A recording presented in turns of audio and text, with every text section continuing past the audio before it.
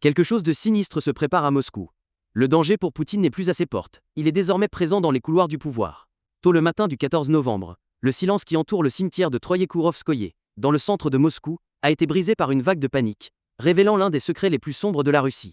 Le Service fédéral de sécurité de la Russie, FSB, a déclaré dans un communiqué officiel avoir déjoué un complot d'assassinat de haut niveau. La cible était Sergueï Shoïgou, secrétaire du Conseil de sécurité russe, autrefois le bras droit et le compagnon de vacances le plus proche de Poutine. Les chaînes officielles et le FSB se sont empressés de blâmer l'Ukraine pour l'attaque et ont tenté de clore le dossier. Selon l'agence de presse D, État russe TASS et le journal Moskovski Komsomolets, le Service fédéral de sécurité, FSB, a annoncé avoir déjoué in extremis un complot d'assassinat sophistiqué visant Sergueï Shoïgou. Les détails techniques de l'incident indiquent qu'il s'agissait d'une tentative d'exécution délibérée, soutenue par des renseignements, plutôt qu'un simple acte terroriste. Selon les rapports du FSB et les informations qui ont filtré, le plan se concentrait sur les habitudes et les faiblesses émotionnelles de Shoïgou. Les assassins avaient rassemblé des renseignements indiquant que Shoïgou se rendrait sur la tombe d'un membre de sa famille, probablement son père ou sa mère. C'est un détail extrêmement privé qui aurait été difficile à obtenir sans une source interne. Le mode opératoire des saboteurs était classique, un vase de fleurs d'apparence inoffensive replacé sur la tombe.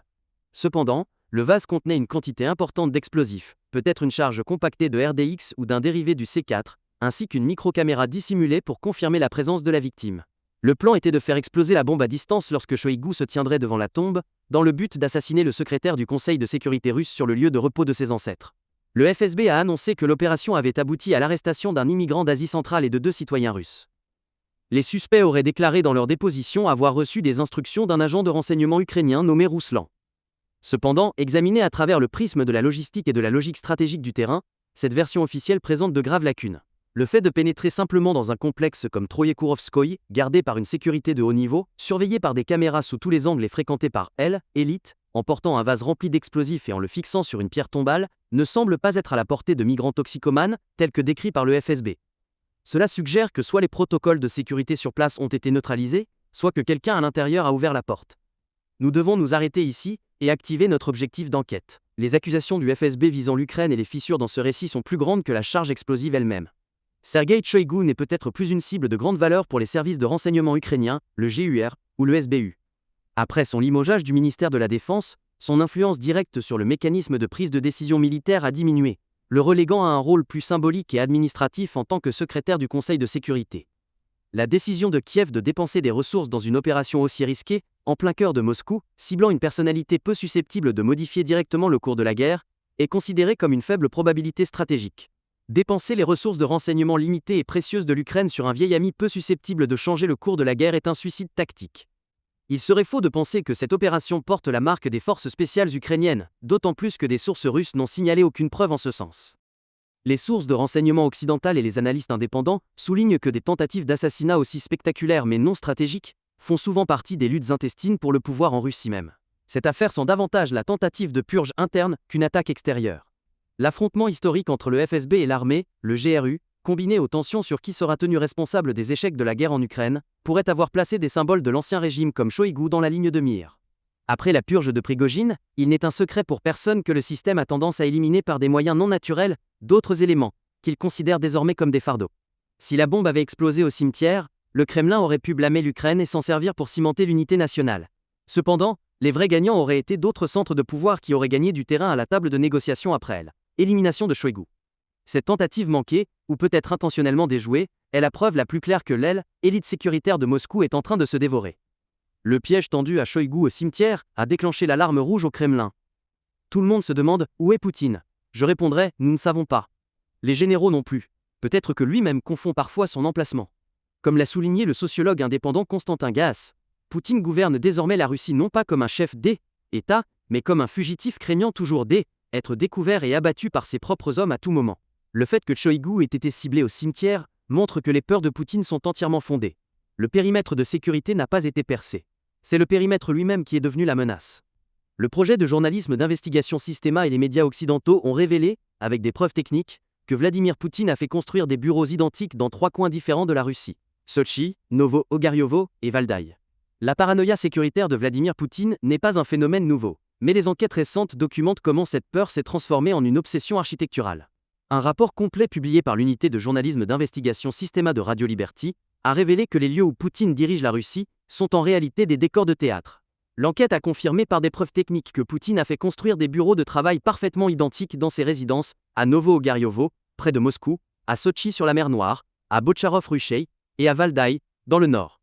La résidence Bocharov-Ruchey à Sotchi, Novo-Ogaryovo près de Moscou, et le mystérieux complexe de villégiature de Valdaï, dans le nord. Les bureaux de ces 3 sites différents sont conçus comme des copies parfaites au millimètre près les unes des autres. Les mêmes boiseries, la même teinte de bureau verni, la même marque de poignée de porte, et même le même motif de tapis. Ce n'est pas un goût en matière de design d'intérieur, c'est une opération de tromperie stratégique. L'objectif est simple. Même les gardes et les généraux de Poutine ne doivent pas savoir où ils se trouvent réellement à un moment donné. Ce n'est pas un choix de décoration, c'est une tactique de camouflage militaire. Tout est copié, du motif du papier peint à la couleur du parquet, jusqu'à la disposition des célèbres téléphones de communication spéciale, le Kremlevka, sur le bureau. Pourquoi ? Parce que lorsque Poutine apparaît à la télévision, ou reçoit un général, il ne veut pas que les assassins connaissent sa localisation réelle. Vous pensez qu'il est à Moscou, au Kremlin, en train de travailler. Mais il pourrait en fait se trouver à 400 km de Moscou, dans un refuge au milieu des bois à Valdaï. Selon des fuites aux médias occidentaux, confirmées par Fox News, Poutine donne parfois l'impression d'être à Moscou alors qu'il prend le soleil à Sotchi. Et parfois on croit qu'il est à Saint-Pétersbourg alors qu'il est retranché dans son bunker dans les bois de Valdaï, à l'ombre des systèmes de défense aérienne Pantsir S-1. Pourquoi ? Parce qu'il craint que ce qui a été fait à Shoigu au cimetière ne lui soit fait dans sa chambre à coucher. La bombe dans le vase visant Shoigu est la pièce manquante qui explique pourquoi Poutine utilise ces tables de réunion interminables et absurdes, pourquoi il tient des vidéoconférences même avec ses loyaux, et pourquoi il a cloné ses bureaux. Le cordon de sécurité autour de Moscou n'a pas seulement été percé, il a volé en éclats. Des analystes occidentaux et des sources indépendantes notent que Poutine met rarement les pieds au Kremlin, surtout depuis le début des attaques de drones ukrainiens à longue portée et l'escalade de ses tentatives d'assassinat interne. Ce n'est pas le protocole de sécurité d'un chef d'État. C'est la construction d'une architecture paranoïaque, craignant sa propre ombre et considérant tous ceux qui l'entourent comme des assassins potentiels. Les lumières du Kremlin sont allumées, mais il n'y a personne à la maison. La Russie est dirigée par un fantôme provenant d'une salle de montage vidéo. Alors, toutes ces tentatives d'assassinat, ces plans de fuite, cette paranoïa, est-ce seulement notre conjecture ? Non, nous ne sommes pas les seuls à voir l'ampleur du danger, même ceux considérés comme les cerveaux du Kremlin disent la même chose. Alexander Karytchev, l'un des stratèges les plus importants au sein du bloc politique intérieur de Vladimir Poutine, a émis un avertissement glaçant dans un rapport qu'il a récemment fuité. Le rapport stipule clairement que la Russie est confrontée à un risque de guerre civile et de fragmentation sociale. L'avertissement de Karytchev n'est pas une note bureaucratique habituelle. C'est la reconnaissance que les nerfs du régime sont à vif. Le rapport utilise des expressions telles que désunion interne, tensions ethniques et religieuses, et conflits intergénérationnels, pour souligner que la Russie a atteint un point de rupture, similaire à celui d'avant la révolution de 1917, ou à l'effondrement chaotique des années 1990. Karytchev a exprimé la plus grande peur du régime, la désintégration de l'aile État, en déclarant « Nous avons traversé cela au moins 2 fois dans l'histoire, au XVIIe et XXe siècle. Qui peut dire que cela n'arrivera pas à nouveau ?» Cet avertissement sociologique est fondé sur des réalités économiques concrètes. Contrairement à la façade des chiffres officiels, l'économie russe glisse vers la faillite structurelle au cours de la 4e année de guerre. L'inflation ronge le pouvoir d'achat des citoyens comme un rongeur, tandis que la flambée des prix des denrées alimentaires, en particulier des produits de base comme le beurre et les œufs, alimente le malaise civil. Les faillites d'entreprises et les licenciements massifs font surface maintenant, non seulement à cause des sanctions, mais aussi en conséquence de l'épuisement des ressources humaines sur la ligne de front. La mort ou la blessure de plus d'1 million d'hommes russes dans la guerre a créé un vide irremplaçable sur le marché du travail. Lorsque le public voit Poutine se cacher dans des bunkers, élites comme Shoigu essayer de se bombarder mutuellement, et leurs propres enfants mourir au combat, le récit de la Grande Russie cède la place à l'instinct de survie. Ce substrat social rend le conflit entre les élites encore plus dangereux. Si l'unité n'existe pas au sommet, le chaos à la base est inévitable. Que voit Karytchev ? Il voit l'assassinat manqué de Shoigu. Il voit le vide de pouvoir créé par le fait que Poutine se cache dans des bureaux jumeaux. Il voit que les élites se préparent désormais à post-Poutine et ont commencé à s'éliminer, éliminer mutuellement. Lorsque la bombe au cimetière de Shoigu est combinée à l'avertissement du rapport de Karytchev, le tableau devient clair. Le système en Russie est ébranlé, non pas par une pression extérieure, mais par la pourriture interne. Pour comprendre l'anatomie de cette crise, nous devons examiner comment la tour du pouvoir à Moscou se fissure et comment les pièces bougent. L'assassinat manqué de Sergueï Shoigu n'est pas un incident isolé, mais la manifestation bruyante de la guerre silencieuse qui se déroule entre le Service fédéral de sécurité, FSB, et l'armée, le ministère de la Défense, et le GRU. Ce conflit est la partie échec stratégique la plus dangereuse de l'histoire moderne de la Russie, et elle pourrait approcher de son dénouement. La faiblesse de l'affirmation selon laquelle l'Ukraine est derrière le complot au cimetière peut être interprétée comme une tactique de maskirovka du FSB visant à dissimuler ses propres opérations internes. Si le FSB a réellement déjoué cette attaque, cela pourrait être une mise en scène orchestrée pour envoyer un message à Shoigu. Nous t'avons sauvé, ta vie est entre nos mains. Inversement, si l'attaque a été planifiée par une faction du FSB et dénoncée par une autre unité, ou par simple incompétence, cela témoigne de la désunion au sein des services de sécurité. Les deux scénarios prouvent que la structure de pouvoir verticale de Poutine ne fonctionne plus, et que les conflits horizontaux sont en train de devenir incontrôlables. Dans ce processus, la position de Poutine semble être passée d'arbitre à spectateur. Son retrait dans les bureaux jumeaux suggère que sa capacité à gérer ses conflits a diminué, ou qu'il craint de choisir un camp. Lorsque les élites sentent que le tsar s'affaiblit, elles commencent à faire justice et à assurer leur propre sécurité. La bombe visant Shoigu est un message sanglant adressé aux autres acteurs sur l'échiquier. Patrouchev, Bortnikov, Zolotov, etc. Personne n'est intouchable. Ce conflit interne paralyse l'appareil d'État russe. Les généraux et les chefs du renseignement sont occupés à se protéger à Moscou, au lieu de se concentrer sur le front ukrainien. La chaîne de commandement est empoisonnée par un virus de la méfiance. Un ordre donné par un général sera-t-il exécuté sur le terrain, ou est-ce en réalité un piège? Telles sont les questions posées. L'affaire Shoigu montre que ce poison a maintenant atteint une dose létale.